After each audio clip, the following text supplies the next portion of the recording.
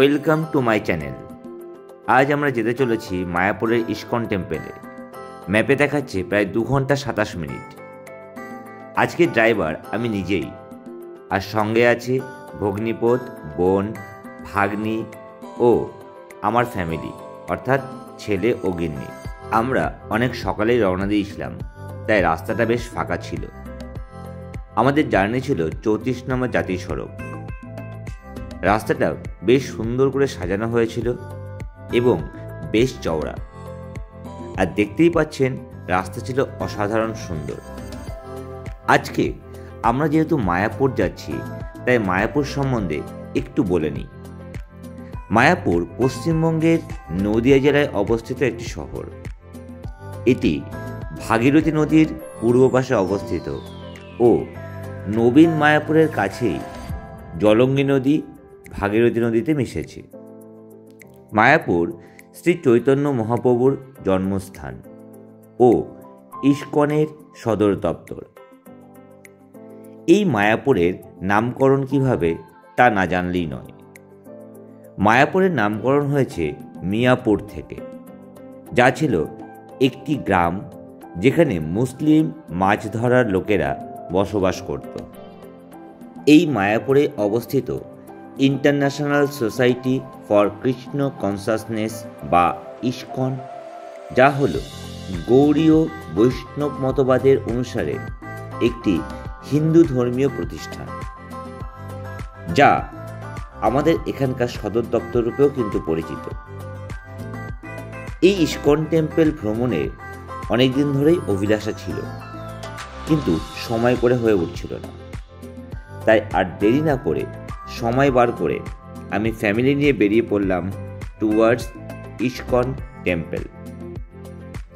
আমি আপনাদের একটা সাজেশন অবশ্যই দিয়ে রাখবো। আপনারা যদি মনে করেন যে রাস্তা দিয়ে অর্থাৎ গাড়ি করে আপনারা ইস্কন টেম্পল যাবেন, তো অনায়াসেই যেতে পারেন। তার কারণ এখানকার রাস্তা ছিল সত্যি খুব সুন্দর। ইভেন নিশ্চিন্তে নির্দ্বিধায় আপনারা গাড়ি করে আসতে পারেন।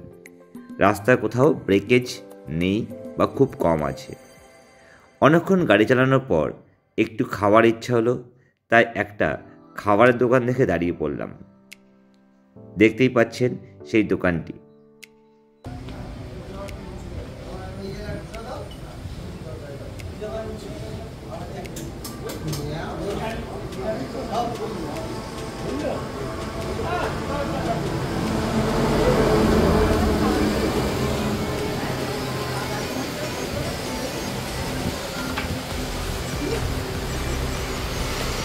খাবার কেমন করেছে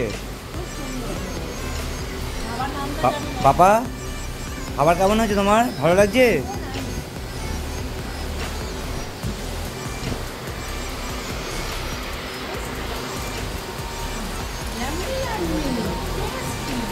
আপনারা যে খাবারের দোকানটা দেখলেন, তার একটু আগে বাঁদিকে একটি রাস্তা চলে গেছে, যেখানে ঢুকলেই কিন্তু আপনারা পৌঁছে যাবেন মায়াপুরের ইস্কন টেম্পলে। আমি এখানে এসে তো অভিভূত।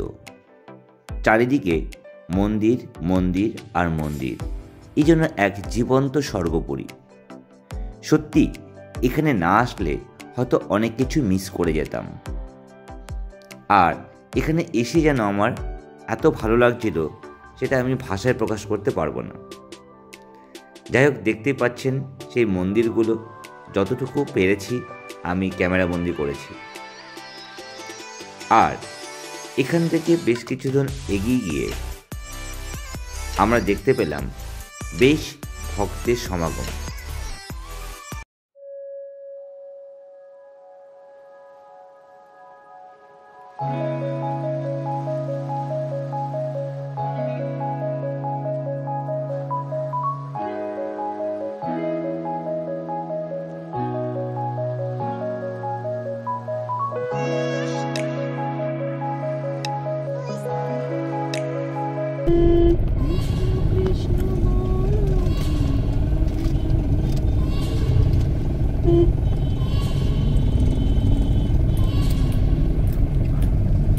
দেখাচ্ছে কতটারে মায়াপুর?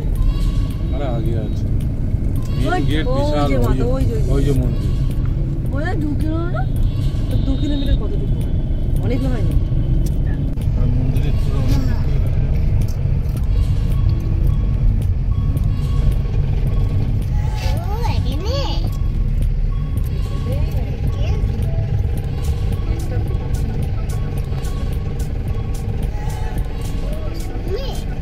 এখানে নাকি জানা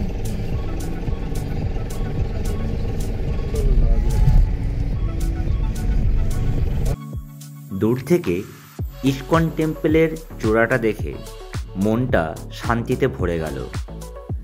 অসাধারণ দূর থেকে লাগছিল, জাস্ট চূড়াটাই আমরা দেখতে পাচ্ছি। হ্যাঁ, এটা কিন্তু বিশ্বের লার্জেস্ট টেম্পলের মধ্যেই একটি। আর কালার কম্বিনেশন অসাধারণ ছিল, আপনাকে সম্মোহিত করবেই করবে।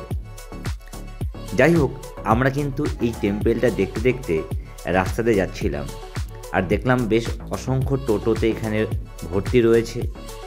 হ্যাঁ, এই টোটোওয়ালাদেরও কিন্তু একটা গুরুত্ব রয়েছে, যারা আপনাকে কিন্তু সাইট সিন করে দেখাতে সাহায্য করবে। হ্যাঁ, একটু বার্গেনিং করে নেবেন, দরদাম করে নেবেন, যাতে পরবর্তীকালে কোনো কেওয়াস তৈরি না হয়। যতই হোক, আপনি ধর্মস্থানে এসে যদি অশান্তি বা গণ্ডগোলের সম্মুখীন হন, সেটা নিশ্চয়ই ভালো লাগবে না বা কাম্যও নয়। তো যাই হোক, আমরা গেটের মুখে চলে আসলাম ভুল করে, তাই গাড়িটা অগত্যা ঘুরিয়ে নিয়ে আবার পার্কিং সেন্টারে চলে আসলাম।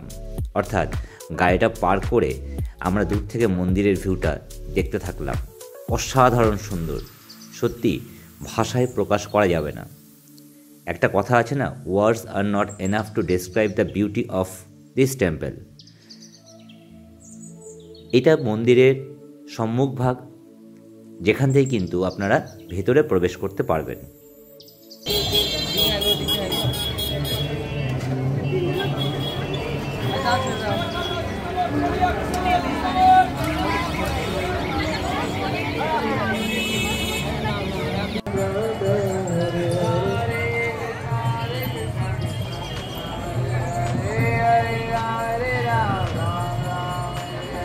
Hare Krishna Krishna Krishna Hare Hare, Hare Ram Ram Ram Hare Krishna Krishna Krishna Hare Hare, Hare Ram Ram Hare Hare Krishna Krishna Krishna Hare Hare, Hare Ram Ram Ram।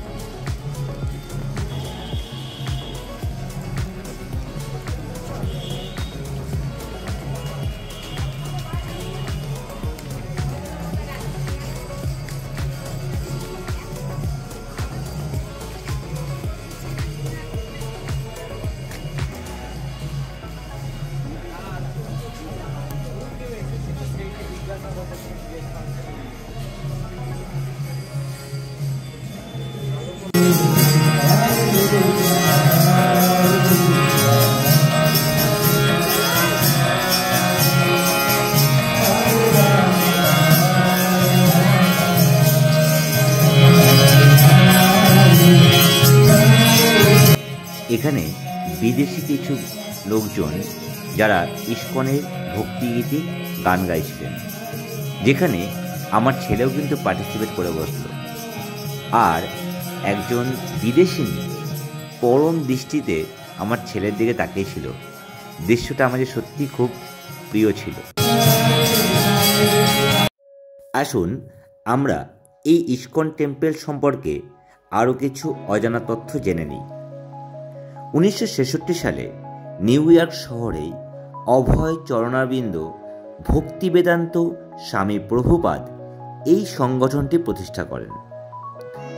ইস্কনের মূল ধর্মবিশ্বাসটি ভগবত পুরাণ, ভগবদ গীতা ও অন্যান্য বৈদিক শাস্ত্রসমূহের উপর ভিত্তি করে গড়ে উঠেছে।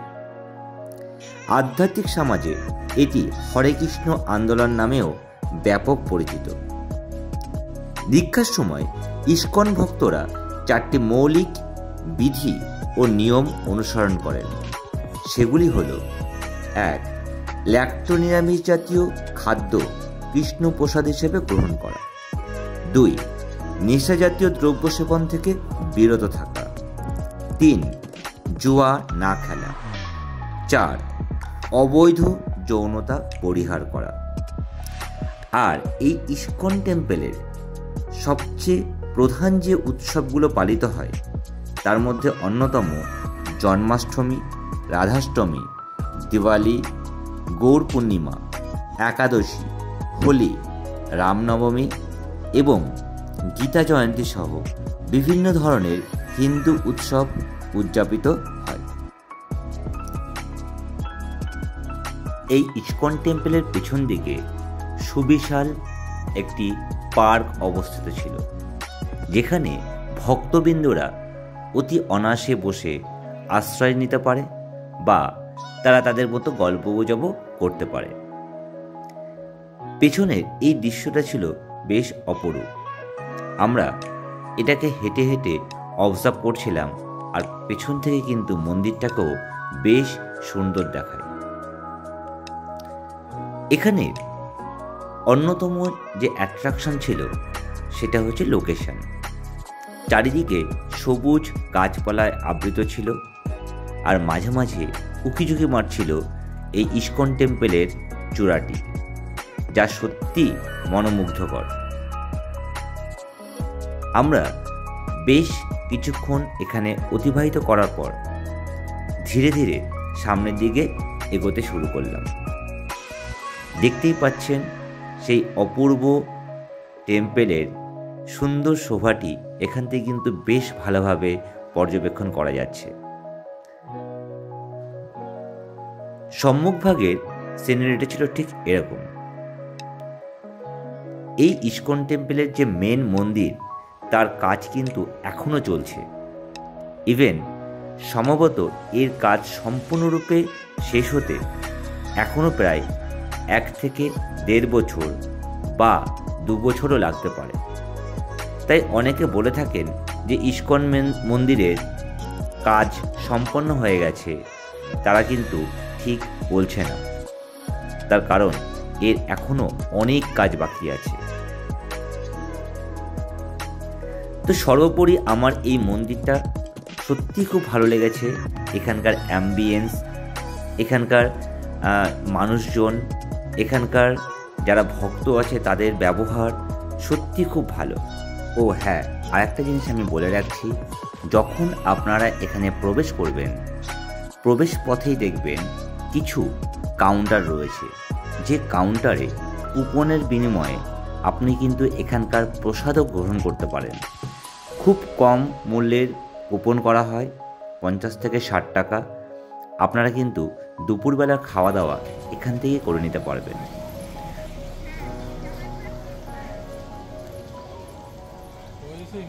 ছবি তুলে নিয়ে যায়, মন্দিরটা তো তৈরি হয়। আমরা যেহেতু আগে থেকেই কুপন কেটে নিয়েছিলাম, তাই আমাদের যথাস্থানে যেতে হয়েছিল প্রসাদ গ্রহণের উদ্দেশ্যে। আর আমরা যখন এই রাস্তাতে যাচ্ছিলাম তখন তার চারিদিকে শোভাটাও দেখছিলাম, সত্যি ভীষণই সুন্দর ছিল। একটা স্নিগ্ধ পরিবেশ, একটা মনের মধ্যে তৃপ্ত আনন্দের হাওয়া বয়ে চলে, যা ভাষায় প্রকাশ করতে পারবো না। যদি সে অনুভূতি নিতে হয় আপনাকেও আসতে হবে এখানে।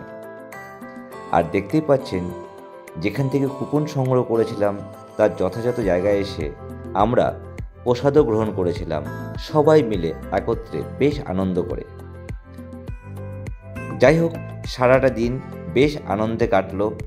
তারপর অগত্যা বাইরে বেরিয়ে আসতে হলো ও আমাদের যথাস্থানে পৌঁছে গাড়িতে উঠতে হলো। এই ভিডিওটা কেমন লাগলো সেটা অবশ্যই কমেন্ট করে জানাবেন। ভালো লাগলে লাইক, শেয়ার, সাবস্ক্রাইব করে পাশে থাকবেন।